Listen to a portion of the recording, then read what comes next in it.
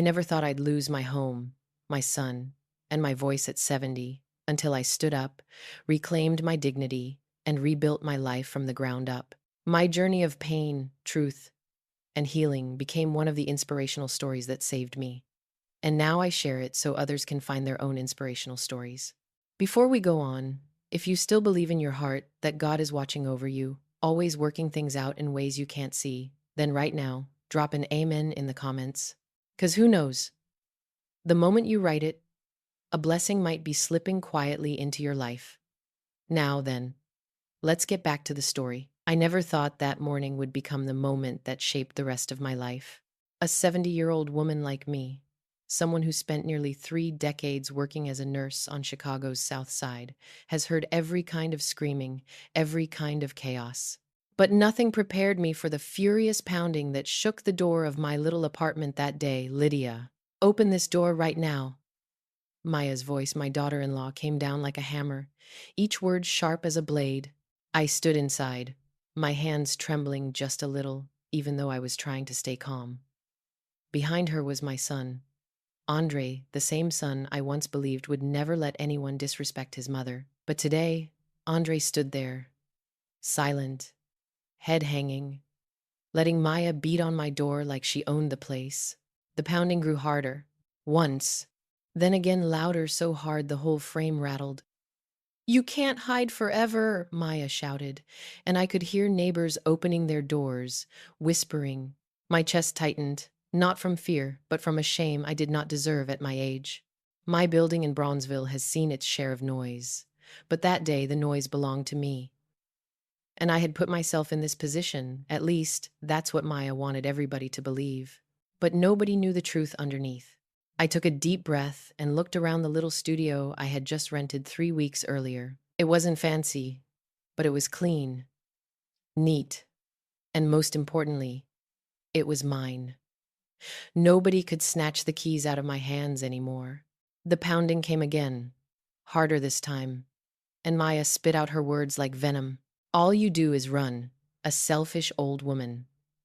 "Andre, call a locksmith," I heard my son mumble, barely above a whisper, like he was scared to speak up. "Baby, calm down. This isn't our place." But Maya snapped at him. "Then be quiet. If you won't handle it, I will." A lump rose in my throat. Andre knew.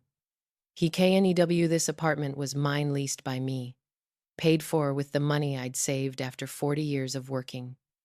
Yet he stood there, letting Maya treat me like some intruder in my own home. They knew I was inside. They knew I could hear every word. I stepped closer to the door but didn't open it. I wasn't hiding. I just wasn't about to let myself get dragged into another round of humiliation. But I also didn't want the police showing up. Neighbors were starting to hover, some with their heads poked out, others already pointing their phones. And then, what I feared most happened. A man's voice called out in the hallway. "What's going on here?" "I've called 911. This is a high-rise. Nobody is allowed to break into someone else's apartment." I closed my eyes. I knew I had to open that door before things went too far. I turned the lock. The door swung open. The hallway light poured in, shining right on Maya's eyes, wild with anger, face flushed, her hand gripping something metal that did not look safe. Andre stood behind her, coat wrinkled, looking more panicked than angry. I stood there, steady, back straight, without saying a word. Maya lunged forward a step, pointing her finger at my face. "You think you can run from responsibility? You threw us out and hid in this little dump? You... I'm going to stop you right here." My voice came out low and firm, so firm it surprised even me.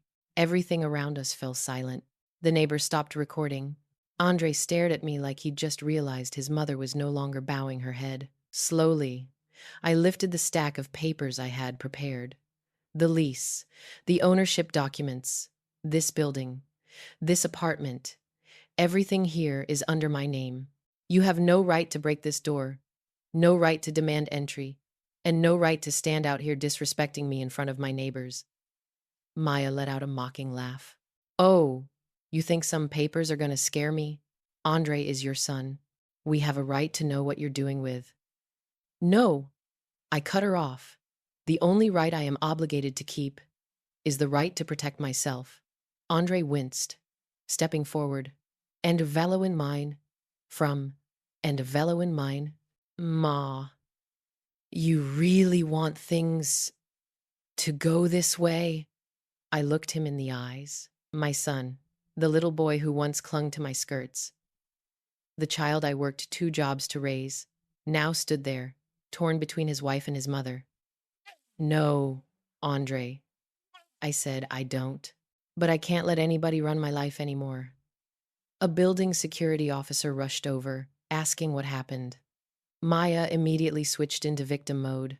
She locked us out. Our things are inside. She abandoned her own son and threw us out on the street. I answered with just one sentence. They don't live here.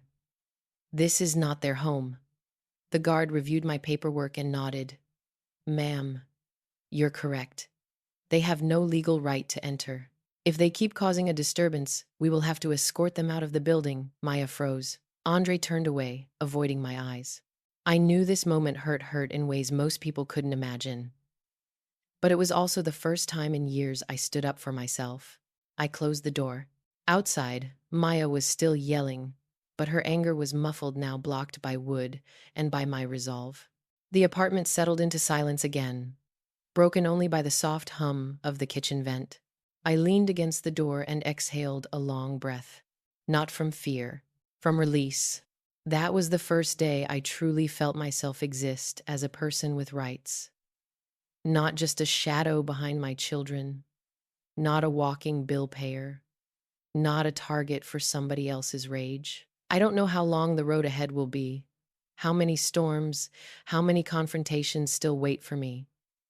But I know one thing for certain.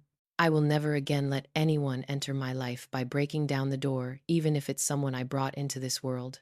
When the door of that little studio clicked shut and Maya's voice got swallowed by the thick wood, I stood alone in that small space, my heart still pounding like the drums in a jazz set over on 47th every weekend night.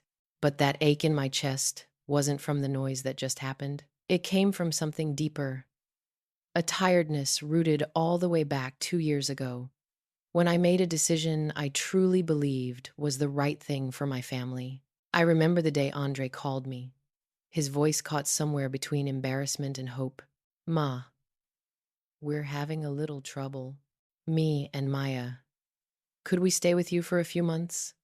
I was standing in my tiny kitchen that day, stirring a pot of collard greens for a gathering with some old girlfriends, and my heart softened instantly. Andre is my only child. I raised him alone from the time he was 3.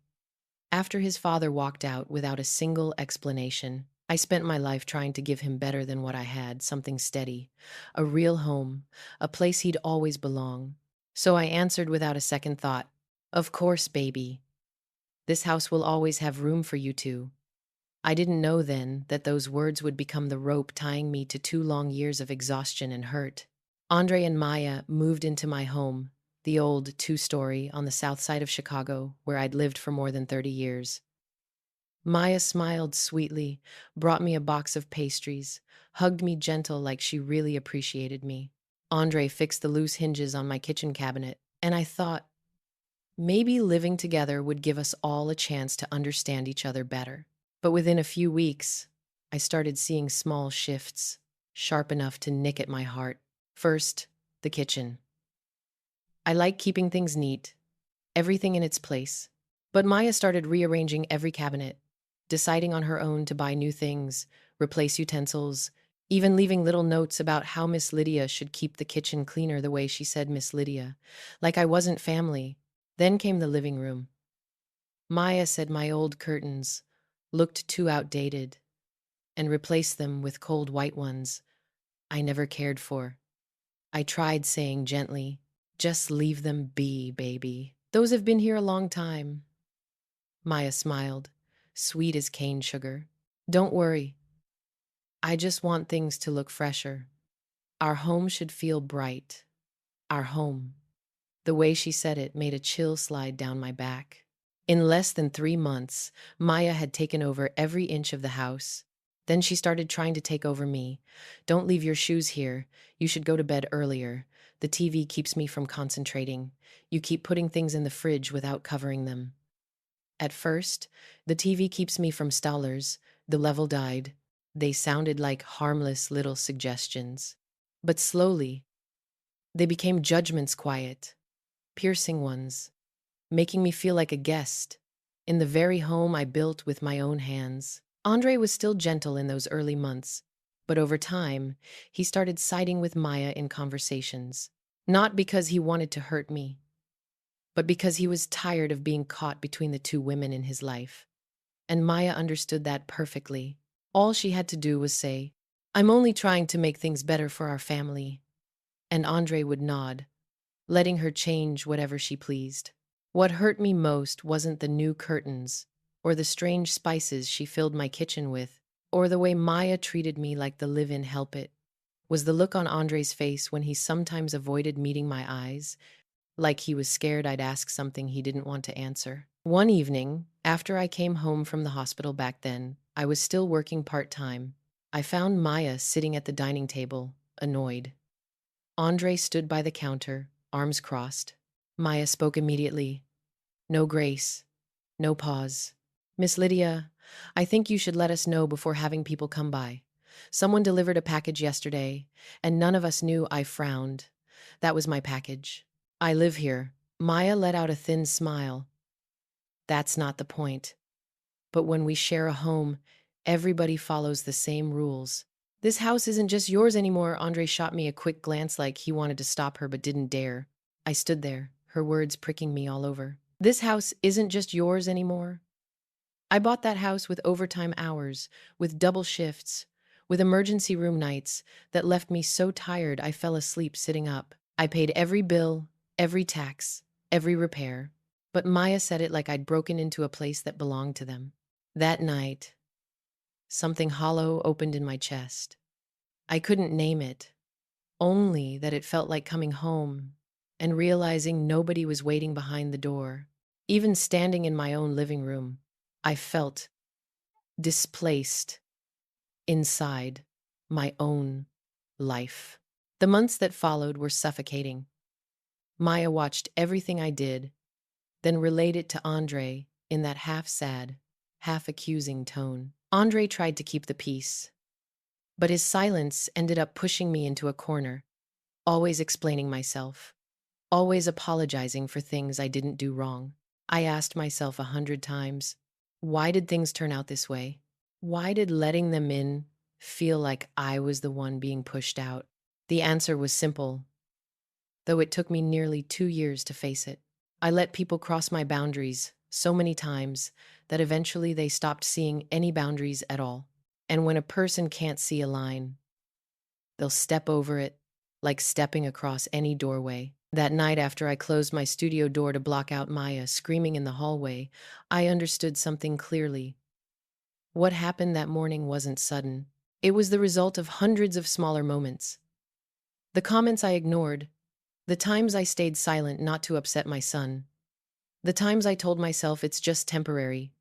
But that temporary had been eating at me, piece by piece. And sometimes, to save yourself, you have to be willing to become the villain in someone else's story. I didn't choose the day Maya pounded on my door and tried to shame me in front of my neighbors. But I did choose to stand up. I chose to draw a line. I chose to reclaim my space. And I chose not to erase myself from my own life ever again. I don't know where the next chapter of this story will take me. But I know one thing. This is only the beginning. I used to believe that if I was kind enough, patient enough, everything would eventually fall into place. That's what my mother, a strong Black woman of the old generation, always taught me. "Lydia, the calmer you are, the stronger you stand." But I didn't know that sometimes that calm gets mistaken for weakness. And kindness, when given to the wrong people, turns into permission for them to push further. The cracks in my household had formed long before, but it wasn't until one October afternoon, when the wind outside rustled the golden leaves across the porch, that I finally saw the biggest crack for what it was. That day, I came home from work, a shift longer than expected. my legs aching from standing all day. I'd barely set my purse down when I heard Maya and Andre talking in the living room. They didn't know I was back. Maya's voice, as always, filled the whole space. I already told you, Andre. We can't keep living off your mama forever. It makes me feel like some kind of freeloader. Andre tried to keep his voice low. I know, but this house belongs to Ma. We can't just. Exactly, Maya snapped. That's why I keep saying you need to convince her to put the house under our names. I got a friend at a law office, said the paperwork ain't even hard. She just needs to agree. I froze where I stood. Not hard? Turning over the house, I worked my whole life to buy. The one thing I planned to leave for my son was not hard? I heard a chair scrape. Then Maya continued, sharper. You don't get it, do you?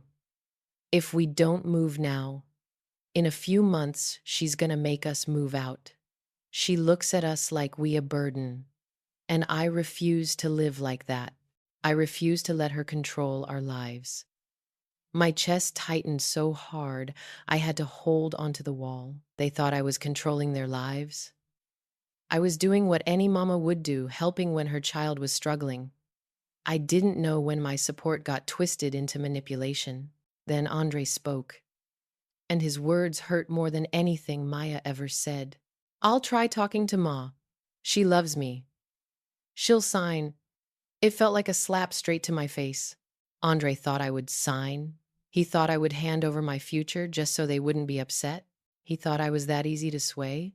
I wanted to walk into the living room right then. Let them know I'd heard every word. But my legs wouldn't move. Part of me wanted to run out the door. Another part felt empty. Too empty to fight. I turned quietly and went to my bedroom. The room that used to be my safe space didn't feel like mine anymore. I heard Maya's voice drifting farther away. I'm tired, Andre. I can't keep living in somebody else's house. We need a home that belongs to us. You understand? A home that belongs to us. That line spun in my head like a whirlpool. From that day on, everything shifted. Not because they treated me differently, but because I no longer looked at them with unconditional love. I started looking with the eyes of someone awake. I started noticing the things I'd ignored before. I noticed Maya never paid a cent toward the electric or water bills, but kept the heat running all night, even when the air was barely cool. I noticed Andre always said, Ma, don't worry, we'll pay you back, but never brought me $1, not even for groceries. I noticed every meal I cooked was critiqued. But the one day, I was too sick to cook. They ordered food and didn't leave me a plate. I noticed what Maya told her friends on FaceTime. We're remodeling our house. Should be done in a few months. Our house. Her house. The only signature on the deed was mine. I started feeling like I wasn't living in a family anymore. I was living inside a negotiation I never agreed to. The breaking point came when I found a stack of printed papers on the dining table tucked under one of Maya's magazines. The first page read, Property Transfer Proposal. Sample form. My hand went cold holding it. They weren't joking. They weren't just complaining about tight space. They were truly planning to make me sign the house over to them. I set the papers down carefully, like moving too fast would shatter the whole world. And right then, I finally saw a truth I should have seen a long time ago. I wasn't a mother to them anymore. I was a means to an end. A wallet. A name on a deed they wanted. That night, I didn't cry. I thought I would. But no, I just sat there in silence, staring at my old nurse shoes by the door. The same shoes that carried me through countless night shifts, shoes I wore saving lives. And I wondered, how did I live my life only to be treated like this at my age? But then a phrase I once heard in church rose up inside me. God gives you the strength to walk away when staying hurts your soul. That night, with the clock pushing close to 1 in the morning, I opened my laptop and searched, How to Protect Your Legal Assets When Living with Family. I read every line, every statute, every story from other mothers who'd been financially exploited, and for the first time in months, something loosened in my chest, not out of relief, but out of reclaiming control. I started keeping every bill. I started documenting Maya's comments. not for revenge, but for protection. I started paying attention to every detail, every dollar, every tone in their voice when someone else was around. I didn't stand up right away, but I was preparing, quietly, slowly, steadily.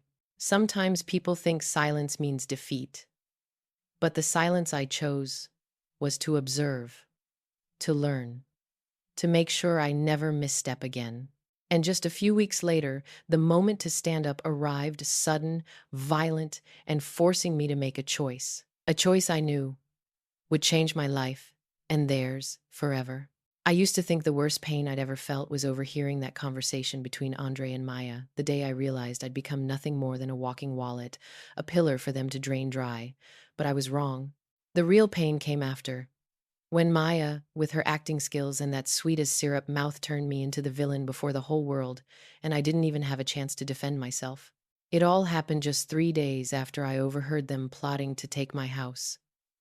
I had stayed quiet, pulled back into myself, trying not to let my anger push me into doing something foolish. I gathered my documents, researched the law, booked a consultation with a lawyer over in Little Village that an old coworker recommended. I thought I was prepared, but I forgot one thing. A manipulator never waits for you to put up your guard. That morning, I came home from work to find a crowd gathered in front of my house, every one of them holding up a phone, recording. When I got close enough, I saw Maya, eyes red, mascara dripping down her cheeks, standing in the yard like the lead actress in the final act of a tragedy. She was live streaming. The moment I saw that phone in her hand, I knew my whole body was about to burn to ash. I stepped closer and heard her voice trembling, just enough to sound believable. "You guys, we don't know what to do anymore. My mother-in-law, she kicked us out. I'm pregnant, and she still did this to us. She won't let us take our belongings. We got nowhere to go," Maya sobbed, clutching her stomach like labor pains might hit any second. I froze. Pregnant? Up until that moment, I didn't even know Maya was expecting. If it was true. People watching the live stream kept sending comments. A woman in the crowd whispered, "Oh my God, who kicks out their pregnant son and daughter-in-law?" A man shook his head. "What kind of mother does something that cruel?" I had to grab onto the brick wall just to keep myself upright. I wasn't just misunderstood. I was being paraded as the most heartless creature on the block. And Maya wasn't done. She never stops. She lifted the phone higher, pointing it toward my front door, and said, in a voice thick with wounded pride, "Miss Lydia, if you're watching this, I'm begging you, please stop. We just want to build a family. We just want peace. But you threw us out like trash." I almost stepped backward. I wanted to scream. I wanted to tell the truth. I wanted to ask Maya how many more masks she had left to peel off. But no sound came out. My throat felt clamped shut. All I could do was stand there while hundreds of eyes looked at me like I was some apartment complex monster straight out of a hood folklore story. Andre stood behind Maya, head bowed low. For a second, just a second, I thought he would step up. I thought he would tell the truth. Stop the live stream. Shut the whole circus down. But he didn't do a thing. He stood there and let Maya perform. Let me be humiliated in front of strangers and in front of neighbors I'd cooked for, laughed with, lived beside for decades. I turned around and went inside. Closed the door. No locking it. Just closing it because I couldn't bear another pair of eyes on me. In my familiar kitchen, I set my bag down and picked up my phone. Messages, calls, notifications. I opened social media, an app I hardly ever touched. Maya's video had passed 200,000 views in just 2 hours. And the comments, I shouldn't have read them, but I did.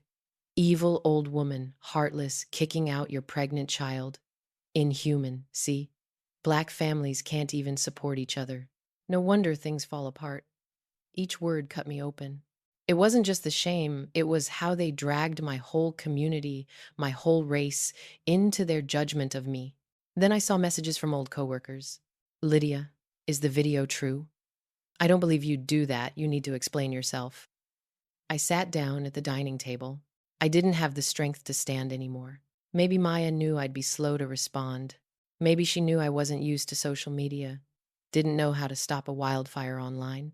Maybe she knew I'd drown before I even learned how to swim. And she was right. She knew my weaknesses better than anyone.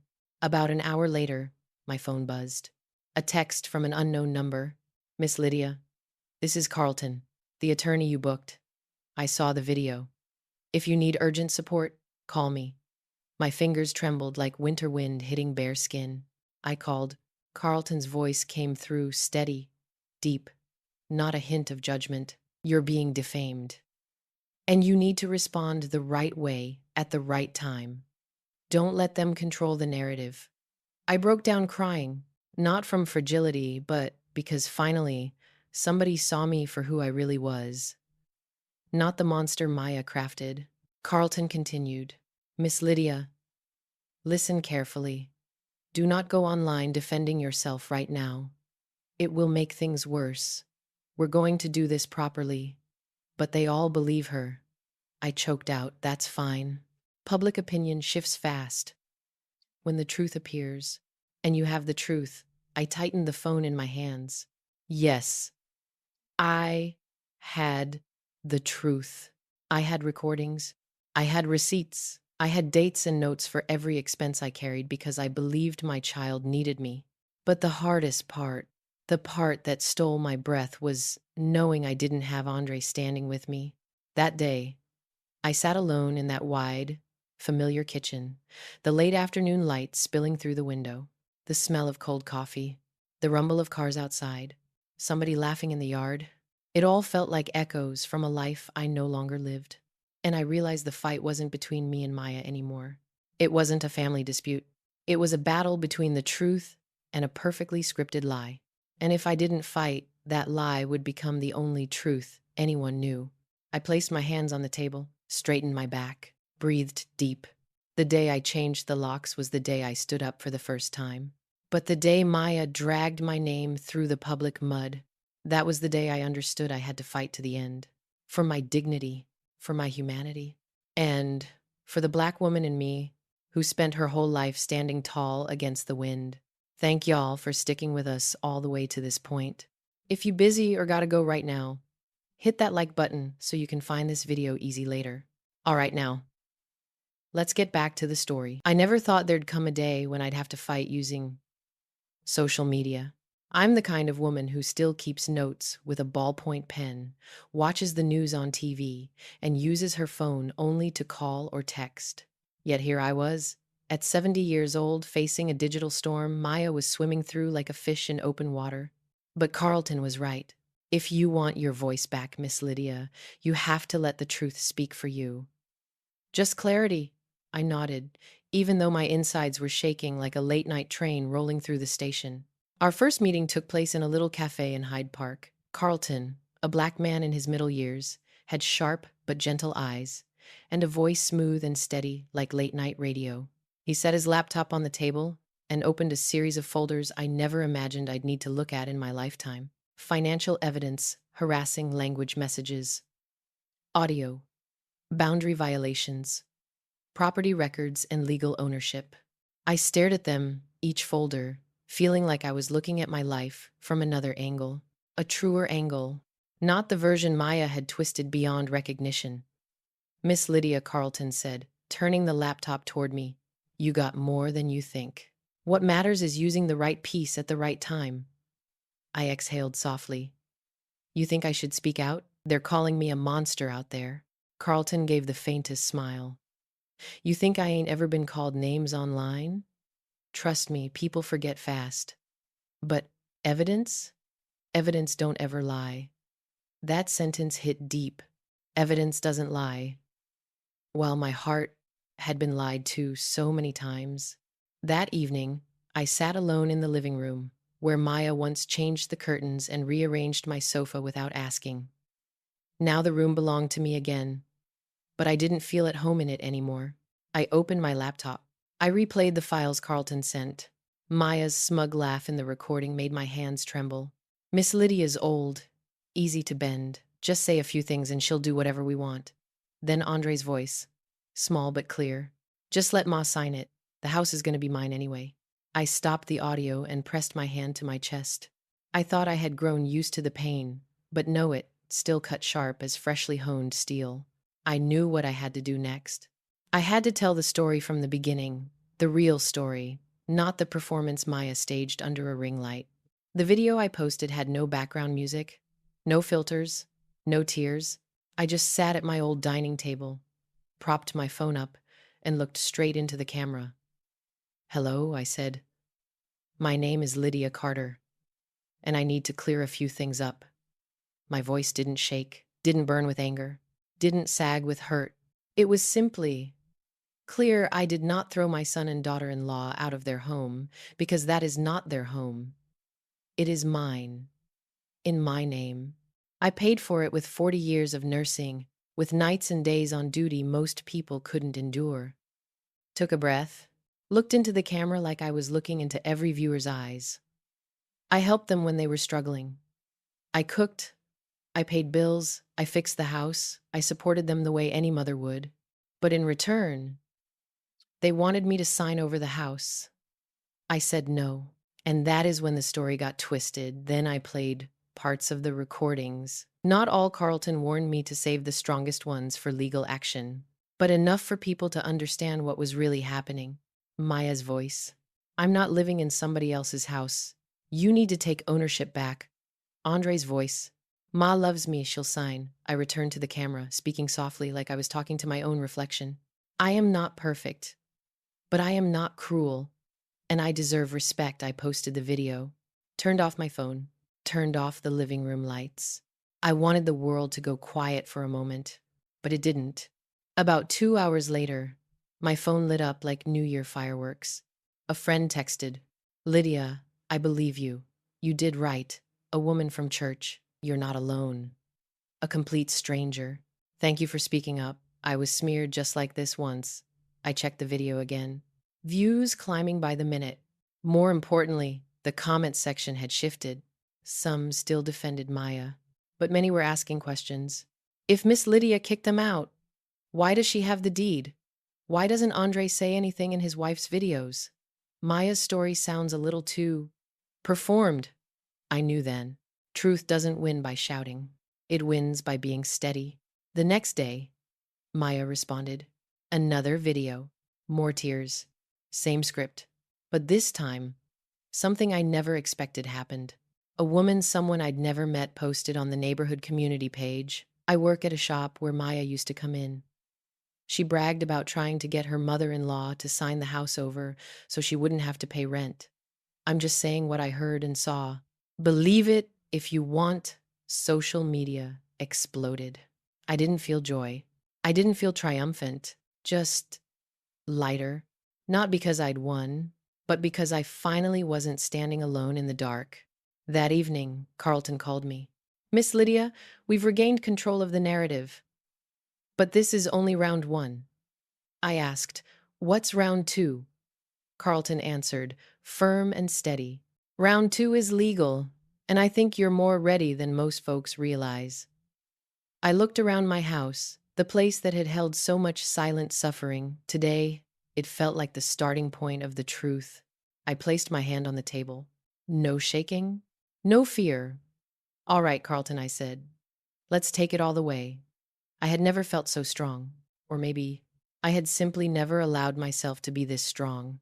Carlton said my story had entered round two, the part that no longer belonged to emotions or public opinion, but to the law itself. I didn't know if I was ready. All I knew was that silence wasn't protecting me anymore. 2 weeks after my response video spread across the internet, Carlton scheduled a meeting at his law office in the Loop, a tall, old, elegant building where the elevator made a soft buzzing sound each time it opened. I stepped into a small conference room, lit with warm yellow lights, where Carlton had already laid out a stack of files. "Miss Lydia," he said, voice firm, but warm, "we have enough to clarify everything legally. But you need to understand. This process isn't just about presenting evidence. It's about facing things you've been avoiding for years." I sat down, hands resting on my knees. "Go on. I can handle it." Carlton opened a packet of papers. On top was a list of every expense from the past 2 years. Home repairs, utilities, groceries, And all the bills I quietly paid because I believed Andre needed me. You have proof for every single one of these receipts, transfers, repair invoices, Carlton said. And this, he turned the page. These are the audio recordings you sent me. All legal, since they were made in your home. My eyes fell on a printed note. Audio, coercive tone, verbal hostility, intent to obtain property benefits. I never imagined my life would one day be tied to words like coercive or intent to obtain property, but that was exactly what had happened. Carlton continued, Round two isn't about revenge. It's about establishing the truth, so you can be safe, both legally and personally. I nodded. I wanted safety. I had lived in unease for so long I didn't even realize how dangerous that unease had become. The day we filed, the legal documents arrived. I, Carlton, and a young attorney named Shanice, whom Carlton brought on to assist, sat in a small room inside the Chicago courthouse. Across from us were Maya and Andre. Gone was the tear-streaked, disheveled woman from her live streams.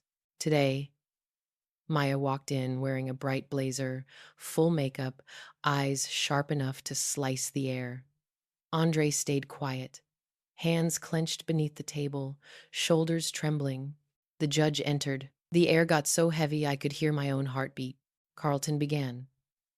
Steady and clear. Your Honor, my client is not here to escalate conflict. She is here to address harmful allegations spread online. Allegations that severely impacted her dignity and safety. We have concrete evidence. Maya leaned back, arms crossed. We just want justice for our family, she said. Shanice responded instantly. Justice cannot be built on falsehoods, ma'am. This hearing exists to determine exactly that. I looked at Maya, my heart aching and hollow at the same time. A woman who once called me Ma, who hugged me on her wedding day, now staring at me like an enemy she had sworn to destroy. Carlton began presenting evidence. First came the property documents. Turner, Maya's lawyer, interjected. This home is sentimental inheritance. Miss Lydia expressed a desire to leave it. Carlton tapped his pen against the table. We are not discussing wishes. We are discussing law. He handed the documents to the judge. The property has been in my client's name since 1994. There are no signed transfers, agreements, or shared ownership. The judge nodded. Turner fell silent. Next came the expense records. Each bill displayed. The judge asked, These were all paid by Miss Lydia Carlton. Yes, Your Honor, any payments made by Mr. Andre or Miss Quaterding, Maya, Carlton. None. Andre bowed his head so low I could barely see his face. But the part that shattered Maya's composure was when Carlton played the recording. Maya's voice filled the room. She's easy to bend. Just say a few things and she'll do whatever we want. Ma loves me. She'll sign. Maya shot to her feet. This is edited. It's fake. The judge raised a hand. Sit down. We will evaluate authenticity afterward. I looked at Maya, her face flushed red with anger, and in that moment, I didn't feel the satisfaction I once imagined. I felt sorrow for the version of her I once believed in. When Carlton finished, the judge turned to me. Miss Lydia, would you like to speak? My knees trembled slightly, but my voice didn't. I am not suing my son. I said, I don't want to hurt anyone in my family. I only want the truth spoken. I want peace, and I want to be treated with respect. I looked straight at Andre. He would not look back at me. I continued, for no one to be allowed to lie about me anymore. The room fell silent. Finally, the judge issued a temporary ruling. Maya and Andre must remove all defamatory videos. They are prohibited from approaching my home until the case is resolved. Any repeated defamation will lead to further legal action. When the judge read the third condition, Maya whipped toward Andre. I told you, this is your fault. Her voice cracked through the courtroom like breaking glass. Andre didn't respond. He just lifted his hands to cover his face. Watching them, my heart tightened. A mother's love doesn't die easily, but love also can't save someone determined to drown in their own mistakes. On our way out, Carlton said, "You did very well today, Miss Lydia." I gave a small smile. "I didn't do much." "No," Carlton said. "You did the hardest thing. You faced it." Chicago's air was crisp that day, sunlight striking tall buildings and stretching long beams of gold across the steps of the courthouse. I stood there feeling like I had stepped into a new life, not one where somebody held me down by the hair, but where something, maybe truth itself, lifted me up. I knew it wasn't over, but for the first time in years, I felt I had the right to win. I had the right to be heard, and I had the right to be protected even from the people I once loved most. That day, I walked slowly but steady, like a woman who finally understood that truth, at long last, had stepped onto her side. After the hearing at the courthouse, I thought I would feel relief right away, as if all the hurt inside me would evaporate the moment someone finally stood up and said I wasn't the villain. But it didn't happen like that. Relief came slowly, inch by inch, slipping through the cracks left in me after 2 long years. Some mornings I woke up thinking I still heard Maya fussing in the kitchen, slamming dishes around with that familiar irritation. Some nights I sat in my old armchair and found myself staring at the spot where Andre used to sit watching basketball, my heart tugging in a way I didn't expect. Turns out, when you love someone, even someone who betrayed your trust, that love doesn't vanish on command. It just moves, shifts from warmth into a quiet, aching emptiness. And while I wrestled with that emptiness, the world outside kept spinning faster than I could keep up, swift, unkind, and merciless. Maya was the first to fall apart. She posted a new video just days after the hearing. No more tears, no trembling voice. Just a forced calm as she said there were still things left unsaid. But this time, social media didn't swallow her version whole. People had seen too much already. My silence had created space for questions, space for doubt, and that silence peeled back the mask. Maya fought so hard to keep on. People who knew her, worked with her, or simply crossed paths with her in the community began posting little stories.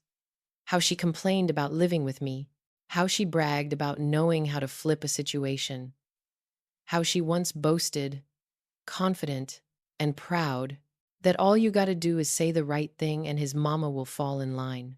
Maybe some stories were misunderstandings, but when dozens of people say the same kind of thing, the public shifts quickly. She clapped back again and again, but the more she fought, the more unstable she looked. And on the internet, a single crack in your composure is enough to make people turn away. I didn't feel joy, but I couldn't deny that justice, in its own uneven way, was beginning to settle back into place. Andre fell apart differently, quietly, deeply, painfully. His workplace, a community center helping young black teens, started getting sarcastic messages. How can a man who doesn't respect his own mama guide our kids? If he'll steal from his mother, who can he help? Within days, the administration asked him to take a temporary leave to protect the center's image. He called me one afternoon, voice small, so small. It reminded me of when he was little and broke. "My favorite bowl. Ma, I'm sorry," he said. Just 3 words, but they reopened every wound inside me. I asked how he was living, and Andre sighed. Maya moved back to her mama's. She won't talk to me. Says I ruined her future. I closed my eyes, sadness heavier than anger. I had lost too much to waste myself on blame. I didn't say, "I told you so." I didn't say, "You deserved it." I just told him he needed to take responsibility for his own life, that my love for him hadn't disappeared, but I would not allow anyone, even him, to hurt me again. Andre was quiet for a long time before he asked, "Ma, do you still love me?" I wanted to pull him into my arms like I did when he was a boy, but all I could say was, "I do. But loving you doesn't erase what you did." As for Maya, she didn't disappear the way Andre did. She fought in her own way, but her fight looked like someone drowning, trying to swim with hands tied to a stone. She posted upbeat videos, then ultrasound videos, then videos about the difficult journey of becoming a mother. But the public had grown too sharp. They saw the choreography in every frame. A popular post said, "Real emotion is messy. Performance is polished." Maya deleted one video, posted another, then locked the comments. Everything she did only revealed her fear of losing control of the narrative, fear of losing the image she built so carefully. I didn't take pleasure in her collapse, but I didn't pity her either. Some lessons in life can only be learned at a high price. During all this, Carlton and Shanice told me I had grounds to sue Maya and Andre for defamation, to ask for emotional damages, even to request a restraining order if they continued their harassment. But money wasn't what I cared about. Reputation wasn't the point. I had only one question. Will I get peace? Shanice smiled gently and said, "Sometimes peace is the biggest victory of all." I thought about that for days. I thought about my old house. I thought about the small studio apartment I was living in temporarily. I thought about my mornings quiet, calm, without Maya's constant complaints. For the first time in a long time, I could see a future that wasn't chained to someone else's hands. Looking back, I realized the deepest hurt wasn't Maya's betrayal. But I also realized something else. I had let Andre lean on me for far too long. I had allowed him to grow into a grown man still sheltered under my shadow, never learning to stand on his own. And now that I stepped out of the role of lifeline, he had to learn to swim. It was painful, but it was also freeing. One winter afternoon, standing by the window of my new apartment, watching Chicago lay a thin blanket of snow across the streets, I sipped my hot tea and felt calm. Not happy, not triumphant. Just calm, the kind of calm a person feels after surviving a storm and remaining upright. I knew Maya and Andre would continue dealing with their consequences. I knew their journey wasn't over. But I also knew something else. Their story wasn't my story anymore. I had taken my life back. And at 70 years old, that was the greatest gift I could have ever given myself. We put a whole lot of time and heart into bringing this story to life. If you don't like it, go on and hit that like button. And if you do like it, make sure you subscribe to our channel. Now then, let's get back to the story. After everything that happened, I entered a strange season and in-between space. Not the silence of despair, but the quiet of a new door opening. Even though I was still afraid to step through it, I didn't have to hear Maya's jabs anymore. Didn't have to see Andre's avoiding eyes. Didn't have to brace myself wondering what argument they'd use next to make me doubt my own reality. The old house was empty of their noise, and for the first time, I realized the quiet wasn't as frightening as I once believed. It felt like a waiting room, a place where I could finally sit down, breathe deep, and ask myself a question I'd run from for decades. How do I truly want to live? I began cleaning the house, not to prepare for them to return, but to prepare for myself. Things tied to Maya, those cups she bought when she wanted to freshen up the house. I boxed them up and donated them to a women's shelter. The things tied to Andre hurt my heart to touch, but I didn't throw them away. I placed them in a closed cabinet, the same way I chose to handle the memories. Not erased, not displayed, just set aside until the day I could revisit them without pain. One winter morning, I woke earlier than usual. Chicago sunlight in early cold is so thin, it barely warms the skin. I made my coffee, stepped out onto the small balcony, and looked down at the street. For the first time in weeks, I heard myself breathe clearly, not rushed, not strained, not broken. And I thought, maybe it's time to begin again. I reached out to the church near my studio apartment. They had a support program for older women who'd been emotionally or financially abused by their own family. At first, I just meant to listen, but soon they asked me to share my story. I told it, the 2 years of erosion, the slow dissolving of my self-respect, the quiet surrender that nearly erased me from my own life. When I finished, the room was so silent I thought someone had turned off every sound. Then a middle-aged woman stood up, pulled me into a tight embrace, and whispered, "You spoke for all of us, thank you." That moment taught me something. Pain isn't meant to stay locked inside. When shared in the right place, at the right time, it becomes a blade that cuts the ropes binding you, instead of a blade stabbing you from within. From then on, I joined regularly.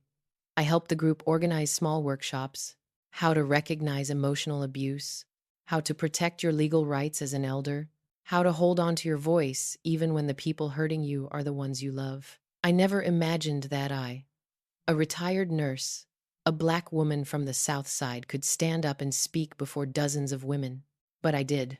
And each time I spoke, I felt a little lighter. One day, after a meeting, a young woman approached me. "Miss Lydia," she said, "I saw your response video online. I've never seen anyone speak about their pain with such calm. I learned so much from you." I smiled and realized it was the first smile in months that didn't carry sorrow behind it. I also began doing things I hadn't allowed myself to do for years because of Andre. I joined a senior Zumba class at the community center. I bought myself a set of paintbrushes, something I'd loved since I was young but gave up when life got too heavy. I replanted the little pots of greenery Maya once called old and outdated. And strangely enough, those small green leaves brightened my room more than any lamp could. Then, one day, Carlton called. "Miss Lydia, the case is nearly closed. They're not trying to stir trouble anymore. Do you want to pursue damages?"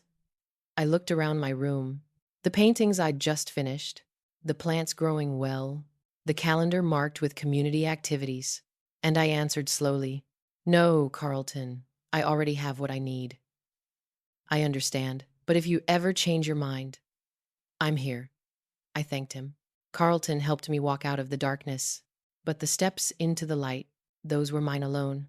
Some nights, looking down at the snowy street, I wondered if Andre was passing by somewhere, if he regretted anything, if he ever missed hearing me call him my boy. But then I learned not to let those questions wound me anymore.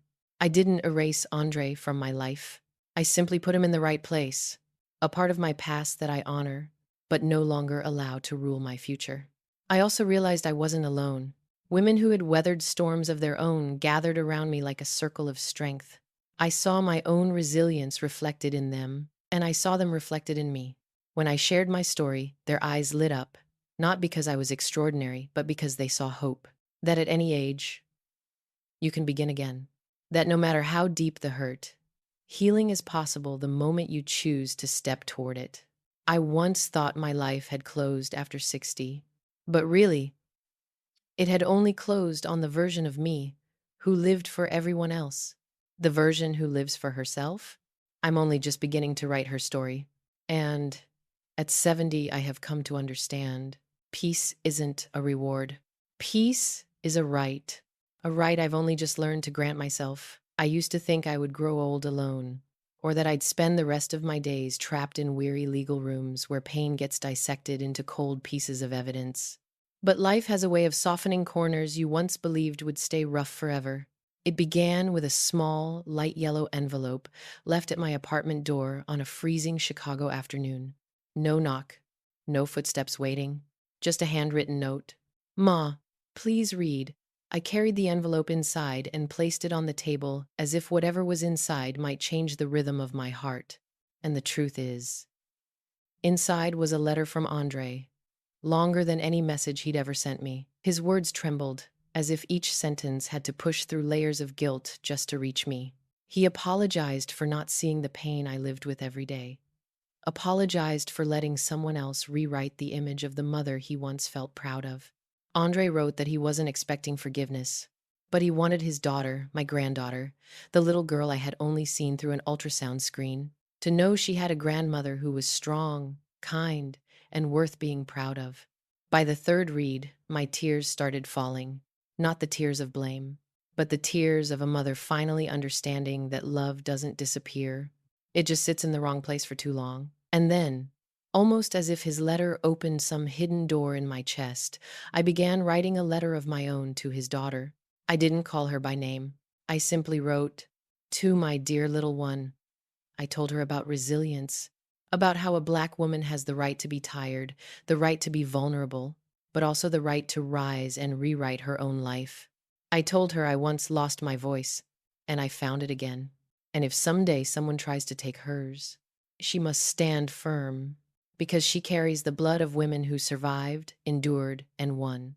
I sent the letter to Andre.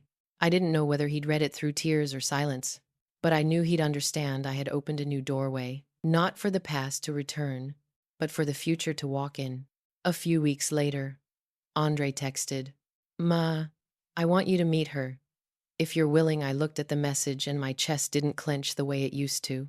I simply took a steady breath, felt the warmth of my teacup in my hands, and replied, "A public place, son. I need to keep my boundaries." Andre wrote only, "Yes, Ma. I understand. We chose a small park in the West Loop. That day the breeze was soft, and Chicago's rare sunlight laid itself across the benches like gold leaf."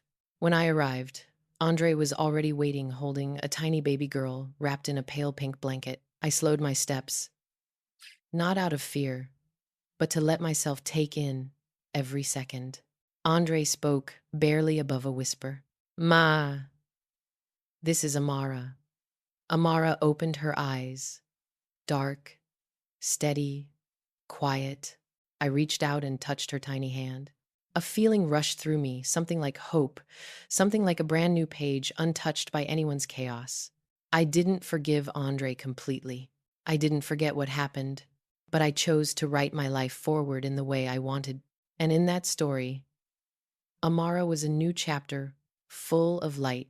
After that meeting, I went home and felt my heart grow so light I barely recognized myself. I pulled out a blank sheet of paper and wrote down 3 things I wanted to hold on to for the rest of my life: peace, boundaries, and love that is no longer misused.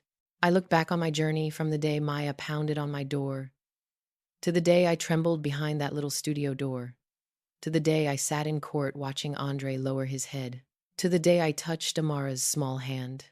None of those chapters frightened me anymore. They were proof I had lived, that I had fought, and that I deserved every bit of the peace I now held. But there is something I understand more clearly than ever. There are people who will hear my story and see themselves in it, see the wounds, the silence, the sleepless nights of being hurt by family, while still trying to smile like everything is fine. And to those people, if you're hearing me now, I want to say this: you do not have to suffer alone. You are not wrong for choosing peace. You are not selfish for leaving a place that drains the life out of your heart.